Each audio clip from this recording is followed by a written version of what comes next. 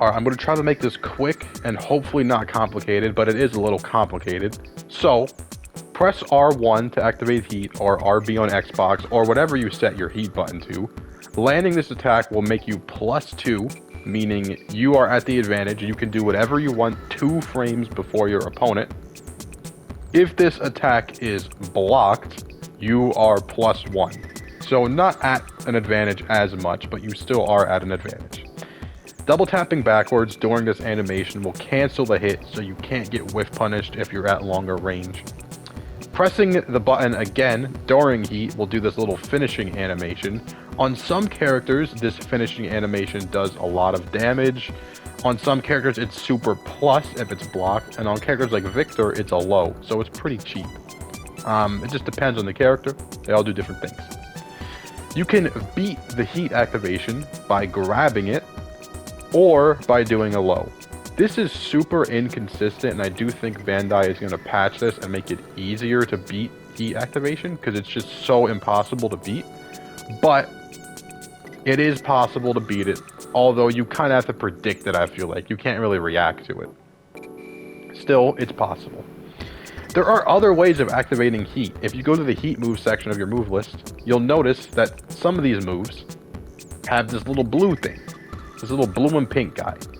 That means if you land that move when you're not in heat, it will activate heat mode. As you can see here, it activated heat mode, and it put my opponent in an animation where he is stunned and he cannot move.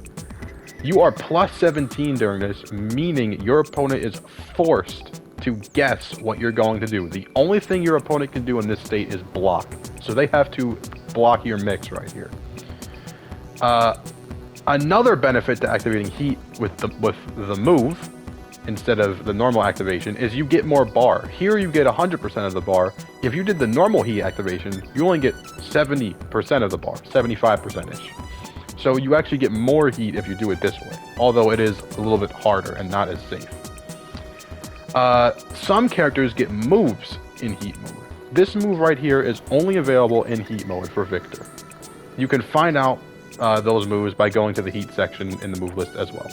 Combos can also be extended with heat mode.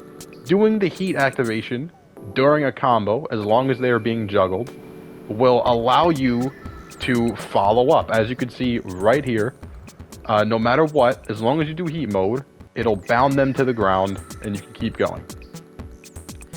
That way you can extend combos with heat mode is by using one of those heat mode activator moves. So, that move right there, that little down slam, is a heat mode activator. But I was already in heat, so it didn't activate heat. Instead, if you hold forward during these moves, like that, you will get this little dash animation right here, and it will extend the combo. It will launch your opponent, it'll send them flying. All you have to do is do any of those moves that activate heat on your character and hold forward. You can do this during a combo, as you can see here, to extend the combo. You can do it when you're not in a combo to turn any move into a launcher, or you can even do it if your opponent blocks it and it makes you plus and your opponent has to take mix. Although it does use the rest of your heat gauge up, so use it wisely. But I don't use this that much, but it is useful, and it will become more useful as the game goes on. If this helped, like, subscribe. I got more Tekken 8 stuff coming out. Peace.